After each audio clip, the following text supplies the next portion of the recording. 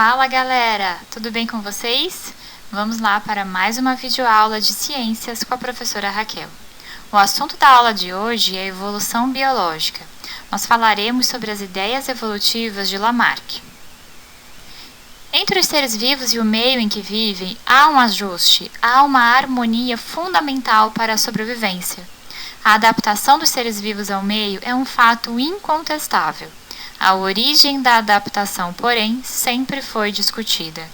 A evolução biológica, pessoal, é a adaptação das espécies a meios em contínua mudança. Várias teorias evolutivas surgiram, destacando-se entre elas as teorias de Lamarck e de Darwin.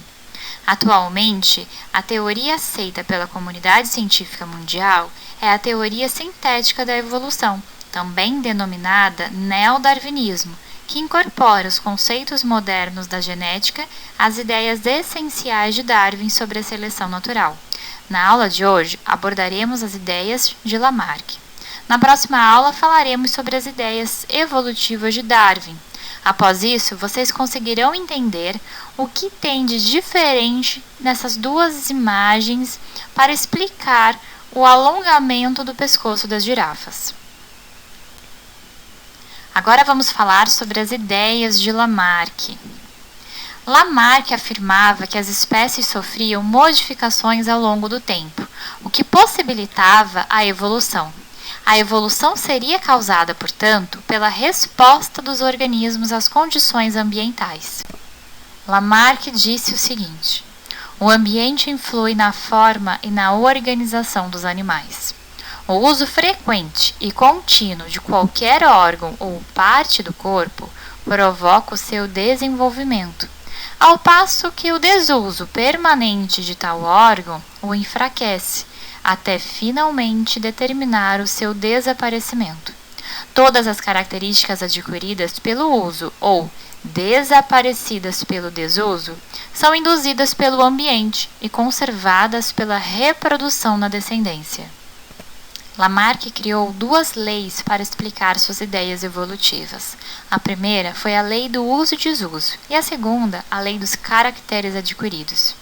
Na primeira, Lamarck dizia que um órgão ou parte do corpo muito usado desenvolve-se, enquanto um órgão ou parte do corpo sem uso atrofia-se. Portanto, quanto mais você utiliza o órgão ou uma estrutura, mais ele desenvolve. Se você parar de utilizar, com o tempo, essa estrutura vai se atrofiando.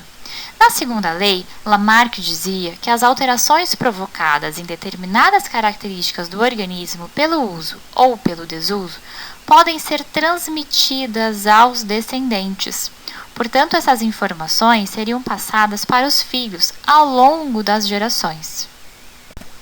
Para Lamarck, o organismo é quem reage às mudanças do ambiente, se modificando. Por exemplo, a baleia teria criado nadadeiras porque ela precisaria nadar.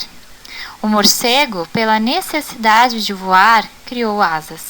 Os anfíbios, pela necessidade de respirar fora da água, criaram pulmões. A evolução teria sido causada pela resposta dos organismos às condições ambientais.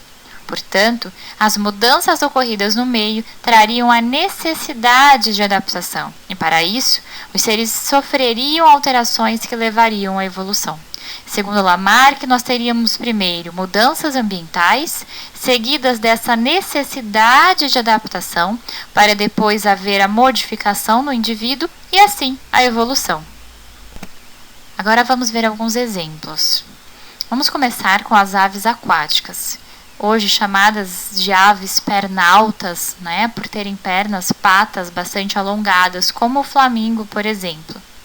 Para Lamarck, antigamente essas aves não teriam essas patas alongadas, teriam patas curtinhas, porém, devido ao esforço imenso que faziam para esticar as pernas, evitando assim molhar as penas durante a procura de alimentos na água, elas teriam desenvolvido suas patas.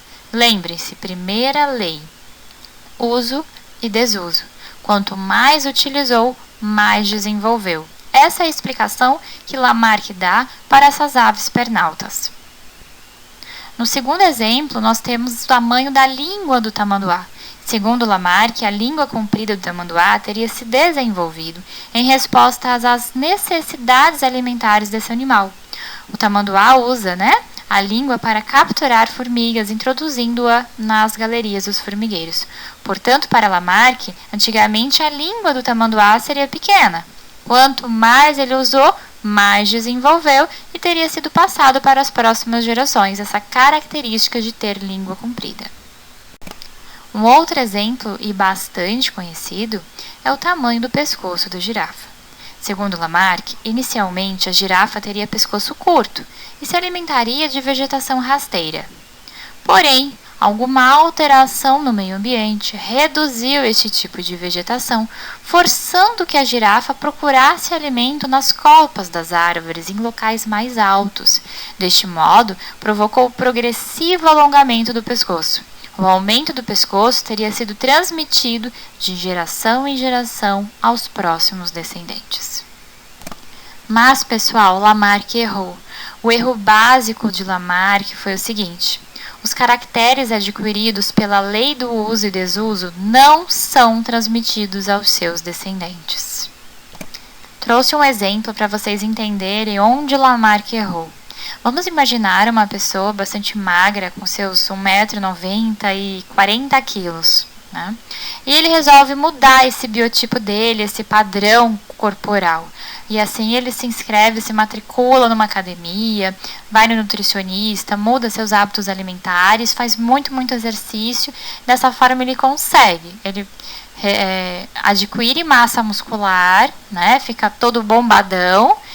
Beleza. Segundo a primeira lei de Lamarck, a primeira lei do uso e desuso, ele conseguiu.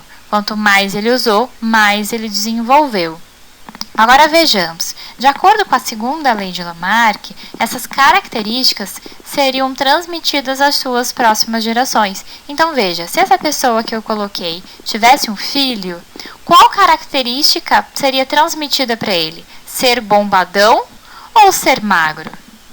O que vocês acham, pessoal? Ser magro, porque essa é a característica contida no material genético dele. Ser bombadão, ter bastante músculo, não é a característica genética contida nas células dessa pessoa, correto?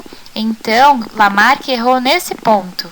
Essas alterações ocorridas em função do uso ou do desuso de órgãos e de estrutura, ela não será transmitida às próximas gerações.